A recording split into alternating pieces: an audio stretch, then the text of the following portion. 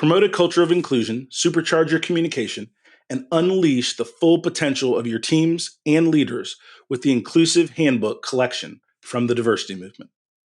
As part of the collection, I wrote the Inclusive Leadership Handbook with Kurt Merriweather to empower leaders with tools needed to cultivate a culture that fosters creativity, innovation, and employee engagement. Through strategies, exercises, and self-reflection, leaders at all levels can enhance their effectiveness. Learn more at thediversitymovement.com/store. Use code HOL at checkout for 25% of your first order. DEI budgets are under attack, but the goals haven't changed. Whether you're looking to increase your DEI knowledge, expand your market reach, or gain a competitive advantage in business, we have the solution. TDM Library is your single source for expert-curated DEI resources, strategies, and solutions, all designed to help you transform your workplace culture and be a more effective contributor. For $9.99 per month, you get access to our searchable subscription-based digital library. There, you'll find articles, practical how-to guidebooks, podcasts, award-winning microvideos, and more than 700 Q&As. Designed to help DEI practitioners, thought leaders, and executives create a more inclusive workplace. Whether you prefer to listen, watch, or read, we have the resources for you. TDM Library goes beyond the basics to dive deep into topics such as inclusive language, the business case for DEI, talent acquisition, and C-suite engagement. For less than the price of a sandwich, you get access to our library of more than 1,000 pieces of original, expert-curated DEI content. Join today and get your first 30 days free. Get your library card now at tdmlibrary.thediversitymovement.com.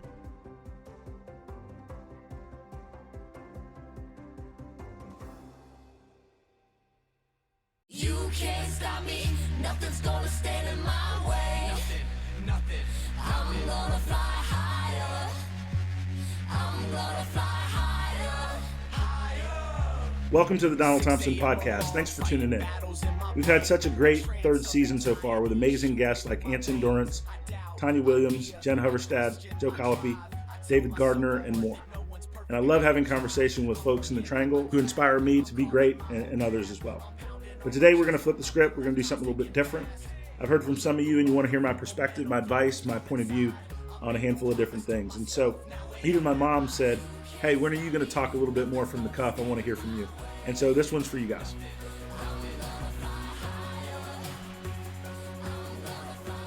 So one of the questions that I get a lot and that I have to deal with myself as I evaluate people in business is, what are the characteristics of a CEO? What are some of the things that CEOs, leaders, not just CEOs, but leaders do better than others that allows them to progress, independent of the situation that they're in, right? How do they move through the stress and strain of, if you've got a family, if you've got family responsibilities, kids, work, church, life in general that we all have. And there's a couple of characteristics. One, you wake up as a leader. Me as a CEO, as an angel investor, a business person, but when you wake up as a leader, you already feel like you're behind the moment you wake up, right? So there's a stress associated with that feeling. And that's why there's a joke that if you send a CEO a memo and it has more than one page, right, it's going to get thrown away because there's only so much information that you can assimilate in any one day time period of your life, and bite-sized chunks that are high value are most important. So the point of the matter is this. One of the things that you can control is how you spend your time, who you spend your time with, and what you spend your time working on, right? And these are fundamentals that we can all learn from. And so everybody's really focused now about being this kinder, friendly, gentle leader, all this stuff. And it's good, it's right, it's important, but not with your time. You have to be ruthlessly efficient with your time. And so your effectiveness has a lot to do with what you say no to, and how do you determine that? So when in my business, as a CEO of a marketing firm, as the founder and CEO of a diversity inclusion consultancy, the only currency we have is time. And so watch this. If you spend time with unproductive people, then you are unproductive. There's no way around it. And so therefore, I make sure that from a business standpoint, who I hire, who I listen to, who I spend time with are people that when I invest time, effort, information, and knowledge, they're going to do something with it that matters. They're going to do something with it that moves the business forward. If you are unorganized and you're always kind of moving from thing to thing like a butterfly flittering around, how can you make progress and do something with massive productivity? You can't. How can you have massive productivity if you're doing things twice? Because, here's one thing is fast plus sloppy equals slow. So sometimes to move quickly, you have to slow down to do things right the first time, or at least create that right iteration. But the biggest thing is, why are you in a meeting for an hour that only needs 30 minutes, right? So are you being nice if you politely stay in a meeting that's a waste of time? Who are you being impolite to? Your family, your own health, the client you need to be doing that work? So I'd rather end a meeting sooner and not allow somebody to go through 37 slides in a slide deck when I got the point after 5 slides. No more information, no more data is going to sway it. If they couldn't get to the point in 5 slides, me ask questions and keep going, then I need to wrap it up and move to the next thing unless what they're talking about is worth millions of dollars. Because it's not my responsibility to allow other people to drain my productivity because they're unprepared.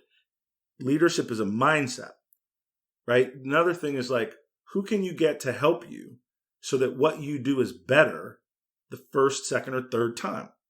So if I'm writing an email, who do I get to proof it? If I'm building a presentation, who do I work on it with? So I already have multiple points of view while I'm doing something in process versus that email chain of review that everybody goes through, and things that take an hour take days. How many times do you spend going back on an email thread with 4 or 5 people back and forth over a period of days when a 30-minute phone call could handle the situation? Phones still work. Common sense is still valuable. If you have people that are in your organization and you consider yourself a leader, but you have people within your organization that need you to answer every single question before they take risk or action, then how big of a leader, how big of a business can you run? But it's all a perspective about what you spend time, who you spend time with, and what you're doing kind of in that time. So for me, that's why I like to work with people that have big goals, big ideas, that want to take on big responsibility. Because then if I teach them, if I work with them, they're going to go after, let's say it's a sales rep, low self-image. They're always going to get out negotiated with. That means if they're talking with a client, I've got to go back and forth with them 2 to 3 different times to get the business outcome that we need. If I've got a high octane sales rep, they're trying to charge too much. I've got to cut it down a little bit, which is great. But I know that they're pushing the envelope for creating the right amount of opportunity for us and the client. And all I've got to do is review a contract once or twice because they're trying to push the envelope. They're assertive, they're aggressive, they're self-esteem. Think about this. If 30 to 40% of every meeting that you're in is a waste of time, how much more could you do? Just think about how much more could you do if you bought back a day a week of wasted time? What do you read? So how much time do you spend on the internet reading comments from people you don't care what they think or agree with anyway? So if you're spending an hour or 2 on social media, that's why I'm always going to beat you if we're competing in business, right? I'm too busy for the unimportant unless it's my downtime, but during my workday. If you go to meetings, one of the things, if you work with me closely, I really don't like meetings without agendas or agenda bullets. Most questions people have can be answered before the meeting. Why would you walk through a presentation with me as a CEO for 30 minutes and then leave 5 minutes for questions? You haven't learned anything. All you did was talk. Versus send me the information ahead of time. I can read it in 5 minutes and I ask questions about what I don't understand. And then you've got 20 minutes to talk to me about whatever's on your mind, whatever I can help you with, whatever goals you want to achieve together. So the inefficiency of how people have meetings is one of the biggest time stealers in the history of the United States. People love to hear themselves talk, and that's fine. People like to argue about things that don't matter. Let me give you an example. Let's say you're running a social media campaign and you're talking about thematics and kind of the content flow, right? or you have a design question and people are debating what design is better. Why wouldn't you put both designs out and test? Why would you spend 2 hours in a meeting arguing about what design is better when you can push it out to a test group, get the feedback, and decide? So I try not to argue about things that you can test, and it saves me time. And it's a practical thought process around things like that. It's like this. If I'm going to go do something new, if I'm going to invest in a technology company, and I'm not a computer science guy by nature, I understand technology, I'm conversant in technology. But I talked to Greg Boone, I talked to Brian and Norio, who are both computer scientists, both good business people. I get their perspective on the technology. I go into the meeting solo, and the person on the other side of the table is trying to debate me about a particular price, about an estimate, about how long something should take. But I've talked to people with 40 to 50 years combined experience on that particular set of code, type of build. So I'm smart in the moment because I did my homework. So it takes me less time to assimilate information. When you're thinking about characteristics of a CEO, one, we talked about time. The other thing is measured risk. If you have to figure out the right way to do something at the 90 to 100% level before you move forward, you're never going to be a high-level leader. Leaders have to decide with 70 to 80% of information and go. You have to be comfortable with being wrong. Learn from it, fix it, change it, and move on. Most people think that there's a right answer, which is actually a fallacy. It's really a combination of choices. What do I value when I'm thinking about things in a business situation? I've had people and designers do this all the time, and people, they'll bring me a single design that they think's amazing versus giving me 3 options. So why not have them take the extra hour, 2 hours, 3 hours to create 3 options that we can test, 3 options that we can talk about all at the same time? But junior people are forever bringing me the greatest design that they think, and they're not the customer. That's why it has a high potential to be wrong. What difference does it make what they think? Like, it's what they think creatively, right, that will go with the customer, but they're not the grader. They're the creator. There's a difference between the creator and the consumer. The creator is supposed to build content, build code for an application, build messaging for the consumer. The consumer decides what excellence looks like. So I'm a big proponent of testing. I'm a big proponent of preparation with people that are smarter than you before you go into meeting situations.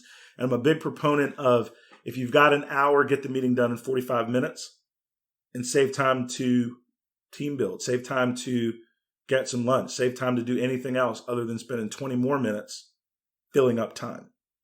The final thing that I would say in terms of like just time management and how you think about the function of time is, how do you scale time? Hire people quickly that are good at things you're not, and stop trying to do things that you're not good at. And that allows you to spend more time on things you're good at and less time pretending. Like, I'm proficient in finance, but I'm not great at it. I don't like it. So as a business owner, I make sure in any business that I'm running, I have a CFO that is outstanding, that I trust completely, that would quit and call the police before they do anything illegal financially.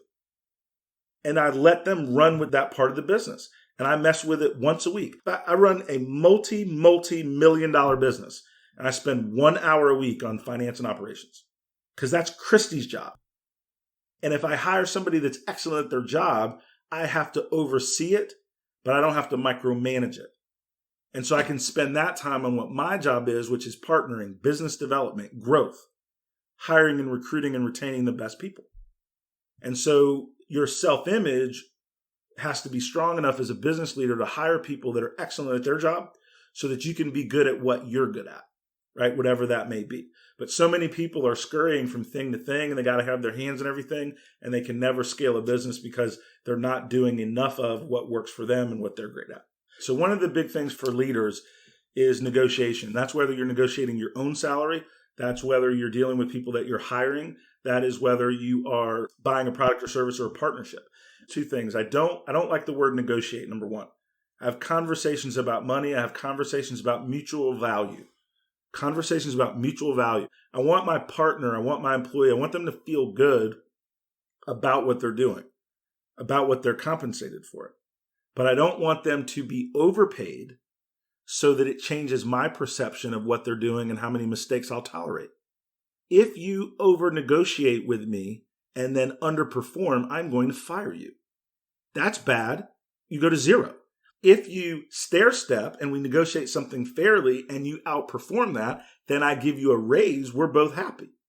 But in the process of you growing into that compensation that you want, there's room for margin and error in the relationship versus this high initial number up front. And I have an expectation of competency, perfection, excellence every single day. So you got to figure out that balance in the conversation about fees. I also don't like the word negotiate because it's adversarial. I just want to talk to you about what you think. I want to talk to you about what you need to feel whole. And I want to talk to you about what the expectation and what success looks like for the relationship. Because if we have that conversation, I expect we're going to do a lot of deals together. So on some deals, you may be a little bit high. Some deals, I may be a little bit low. But if we're doing it over time, we're going to get it right. And we're both going to be extremely happy. Negotiation makes things feel like a transaction. Conversation is what you do in a relationship. So I want to have conversations with people about financial things. I don't like to have conversations about money over email. That doesn't make any sense to me. How can I sense your tone, your mood, your perspective? What I do on the telephone is I say, listen, I'm not really loving the numbers that you're giving me right now, but I want you to explain your perspective because I might not understand. That person will be like, no, we're not set in stone, but let me tell you what I was thinking. And then they talk through their reasoning, and then I'll give them a couple perspectives. And then all of a sudden, we usually can find a third rail of innovation to where everybody is reasonably happy and can move the deal forward. And that usually can be done in 30 minutes or less, because in most financial conversations, it's pivoting on 2 to 3 issues, not the 50 that a lawyer put in a document. That's total bullshit. I have some of the best lawyers of all time, and I love them. Man, they're great. I mean, I've used Force Firm for years. Like I loved them before Force Firm. But I don't like how lawyers make everything longer than it needs to be and protect me from every single possible catastrophe known to man. And it's a struggle to get the things shorter, right? Why? Because if I have a deal for, let's use $240,000, $20,000 a month. Let's say this is the deal, $20,000 a month. And let's say I've got to spend 3 weeks with their legal and my legal on paperwork on the MSAs on monotonous points that don't really matter. Then the deal's delayed, and that deal delay cost me $20,000. Can you imagine how much money is lost in productivity noodling over things that don't matter? That's why I like phone calls. That's why when I negotiate deals that are complex, I actually do my own term sheets with my partner on the other side. I don't have legal do the first ones because I want to get agreement with the partner on the other side of what we think in English. And we write it down in English. Then we agree to it in English. And then I want to give it to their lawyer to do the first draft so I don't got to pay for it. That saves me time all the time. I'm like, hey, you want my lawyer to write this up? Your lawyer? No, my legal can do it. I'm like, fantastic. Then my lawyer will review it. Saves time, saves money. But if you do financial conversations over the phone, over Zoom, you'll find that you have a partner on the other side that wants to do a fair deal. Typically, people don't want to take advantage of other people. They just want to get a fair deal. Now, from time to time, you will get a bully. You will get a big company. You're a small company, you'll get an enterprise company. And they're trying to put the thumb on you. Here's the thing you got to remember. This is where you got to know the value of what you're delivering, not the size and strength of the person on the other side. If you think about how large the other person is or the other company, then you're going to be fearful. But if you're negotiating with them, there's a reason why they want what you're selling. And you need to understand the value of what you're selling, not the size of the company. And if you know the value of what you're selling to them, then how large they are won't intimidate you. So if what I'm selling is going to make them or save them millions of dollars, I don't care if they're IBM. If they need what I have, then we need to have a fair conversation. And so it's all about your negotiating perspective in what you're doing. When I'm talking to people about, I had a partner where I'm doing this right now. We want somebody to build something for us, and they have some intellectual property and different things. And We were negotiating percentages of revenue, and we agreed to a split. And then they came back and said, yeah, but we'd like a higher percentage if we also do this, right? This other thing that I would have expected them to do as a partner, which is co-promote what we're doing. I don't like that very much, because if we're partners, then we're going to do what we need to do to make the deal successful, and we don't have to nickel and dime each other. So if I feel like we're not partners, then my attitude is, how about nothing? Still a conversation. It's not a negotiation. How about zero? Shut it down. Keep it moving. The biggest thing about a negotiation is you got to be willing to go to zero and do something different with someone else. And if you can retain that ability, and you do that in sales by having a pipeline. So if you've got 50 clients in your pipeline, 10 of those clients are in close zone, 5 of them you're in paperwork with, then you don't have to get bullied by any one of your clients. You can still make your number as a salesperson. If you've got one deal you got to close, you're going to get fired, you're going to do a bad deal for you and your company. So your business pipeline dictates your strength and conviction in a conversation that turns into a negotiation, which is more aggressive. So your point of walking away is based on your alternatives. And I always try to make sure my alternatives are strong so I don't get pushed around. Because I hate to be pushed around. I hate to be bullied. I like to do fair deals, but I hate to be pushed around. I hate to be bullied.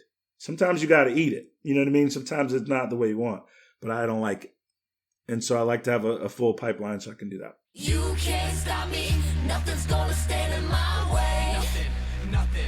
I'm gonna fly higher. I'm gonna fly higher. Higher. This podcast is edited and produced by Earfluence. If you're looking for more information on how full-service podcast production can amplify your voice, build your community, visit earfluence.com. Thank you for listening, and we'll see you soon on the Donald Thompson podcast.